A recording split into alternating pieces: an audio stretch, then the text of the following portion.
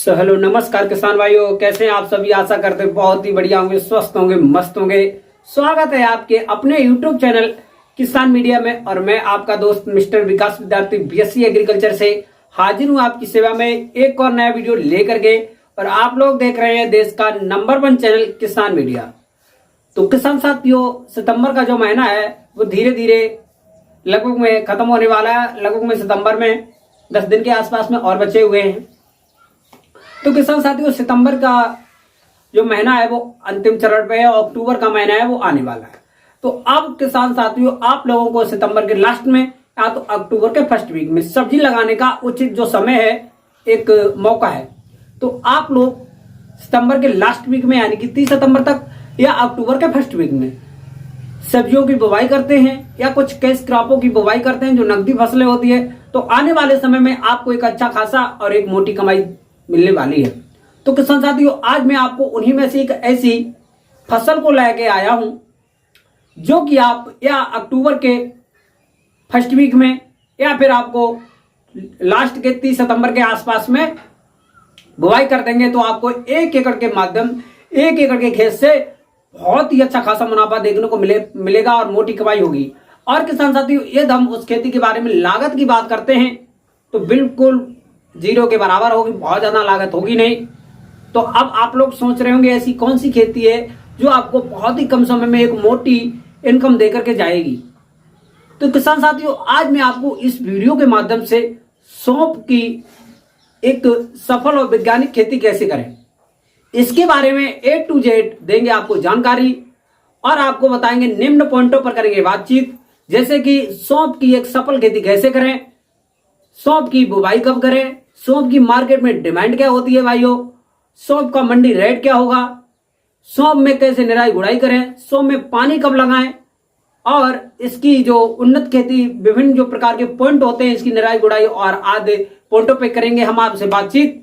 और आपको बताएंगे कि बहुत ही कम समय में एक सफल और उन्नत सौंफ की खेती करके बहुत ही एक अच्छी खासी और मोटी कमाई कर सकते हैं। तो बस बने रहे वीडियो को अंत तक जरूर देखें बिना स्किप किए हुए, क्योंकि आज मैं आपको इस वीडियो के माध्यम से बहुत ही अच्छी खबर देने वाला हूं जिसकी खेती आप लोग करके बहुत ही कम समय में एक अच्छा खासा मोटा मुनाफा ले सकते हैं किसान साथियों।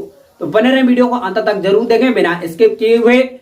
तो किसान साथियों, वीडियो स्टार्ट करने से पहले सभी किसानों भाइयों से एक और हमारी हाथ जोड़ के रिक्वेस्ट रहेगी कि जो किसान भाई इस चैनल पर नए आए हैं, जिन्होंने इस चैनल को अभी तक सब्सक्राइब नहीं किया है, बेल आइकन को प्रेस नहीं किया, वो इस चैनल किसान मीडिया को बेल आइकन की घंटी दबा करके और इम्प्रेस जरूर करें, क्योंकि सबसे पहले सबसे तेज हमारे नोटिफिकेशन आप तक पहुंच सके, जो कि आप सफल वो फसल से संबंधित 100% सच और एक अच्छी खबर जान सकें।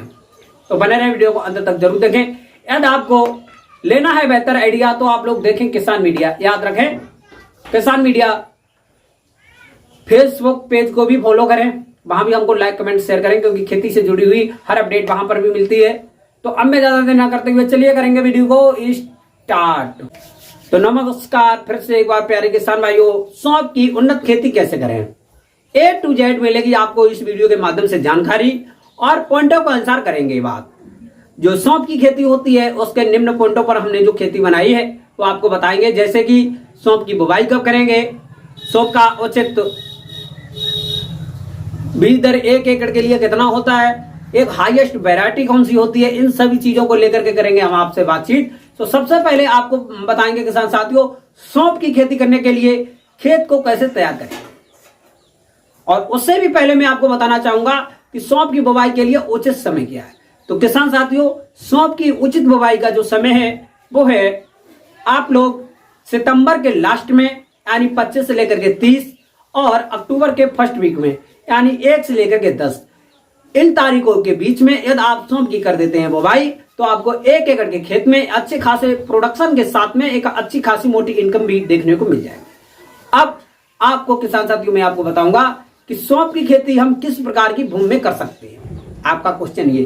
तो किसान साथियों, वैसे तो हम सौंफ की जो भूमि होती है खेती होती है वो हर एक प्रकार की भूमि में कर सकते हैं, लेकिन एक सफल और एक अच्छी खेती करने के लिए हमको उच्च जल निकास वाली दोमट मृदा का प्रयोग करना होगा। भूली दोमट मृदा जिसका पीएच मान 6.5 से लेकर 8 तक है तो सही है। फिर उसके बाद में किसान साथियों, सौंफ की खेती के लिए खेती करने के लिए आपको खेत को चॉइस करते समय ये एक बात और ध्यान रखना चाहिए किसान साथियों, वैसे तो हम जो सौंफ की खेती होती है वो हर एक प्रकार की मृदा में कर सकते हैं, लेकिन आपको चॉइस करते समय आपको यह ध्यान रहना जरूरी है कि आपके खेत में जल भराव वाली जो जमीन है, जो समस्याएं होती हैं वो तो नहीं है।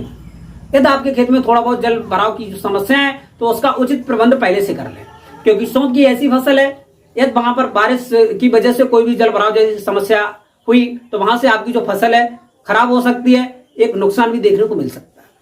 फिर उसके बाद में किसान साथियों, आपने यदि बरसात के महीने की अभी तक कोई भी बारिश के महीने के बाद में अभी तक कोई भी जुताई नहीं कराई है तो 3 से लेकर के 4 आपको जुताई कराना बेहद जरूरी है किसान साथियों। अब आपको 3 से 4 हैरों की सहायता से जुताई कराएंगे, जिससे कि विभिन्न प्रकार के जो खरपतवार होंगे वो खराब होकर के आपको एक अच्छा खासा गल करके खेती होगी तैयार अच्छी से। फिर उसके बाद में किसान साथियों, बारिश के मौसम में हमारे खेतों में विभिन्न प्रकार के जो फंगस वगैरह होते हैं, दीमक होती है और बहुत सारी बीमारियां होती हैं हमारे खेत में उत्पन्न हो जाती हैं। तो इन सभी से निपटने के लिए आपको जुताई के बाद में 1 एकड़ के खेत में क्लोरोपाइरीफास पहले से ही या क्लोरेडाइन नामक जो केमिकल यानी कि दवा आती है, जो ये जो जड़ गलन जैसी हमारी फसलों में बीमारी को उत्पन्न करती है, वो आपको डालना है 1 एकड़ के खेत में। फिर उसके बाद में आप लोग करा देंगे अच्छे से एक बार कल्टीवेटर से जुताई और लगवा देंगे पाटा लगवाने के बाद में अब आपको देना है बेसल डोज। क्या क्या देंगे? नाइट्रोजन और फास्फोरस पोटास की हम बात करेंगे तो 1 एकड़ के खेत में नाइट्रोजन की बात करेंगे किसान साथियों, बहुत ज्यादा देनी नहीं पड़ती है, 25 से लेकर के 30 किलोग्राम। अब आपको यहीं पे फास्फोरस की जो मात्रा होगी वो ज्यादा देनी होगी, लगभग में 35 से लेकर के 40 किलोग्राम के आसपास में आपको 1 एकड़ के खेत में फास्फोरस देना है। अब पोटास की बात करते हैं तो वो भी आपको 25 से लेकर के 30 किलोग्राम देनी है। बहुत ज्यादा बेसल डोज होता नहीं, मैंने पहले ही बताया, इसमें बहुत ज्यादा कोई भी खर्चा करने की जरूरत नहीं है किसान साथियों। फिर उसके बाद में आप लोग खेत को 2 से लेकर के 3 बार और कल्टीवेटर से जुताई करवा देंगे और खेत को बना लेंगे बिल्कुल ही भुरभुरा, ढेले नहीं होने चाहिए एक भी, ये बात आपको ध्यान रहे, क्योंकि सौंफ की उन्नत खेती बिल्कुल छोटे छोटे बीजों के द्वारा की जाती है। तो एक ढेले होंगे तो वहां से आपके जो जर्मिनेशन होगा, बीज का जो अंकुरण होगा वहां से कम फूटेंगे, तो जिसके कारण आपके खेत में एक अच्छा खासा नुकसान, वो फायदा देने की जगह पे नुकसान हो सकता है क्या साथियों। फिर उसके बाद में आप लोग करेंगे एक हाइब्रिड अच्छी वैरायटियों का सिलेक्शन, जैसे कि इस टाइम पे सबसे ही ज्यादा अच्छा उत्पादन देने वाली RF कंपनी की 105 जो वैरायटी है RF 105, ये वैरायटी इसका आप सिलेक्शन कर सकते हैं। वैसे तो बहुत सारी वैरायटियां हैं, आप कोई सी भी एक वैरायटी का सिलेक्शन करके 1 एकड़ के खेत में, अब हम इसमें सीड रेट की बात करेंगे तो 1 एकड़ के खेत में 6 से लेकर के 8 किलोग्राम एक अच्छा संशोधित बीज चाहिए।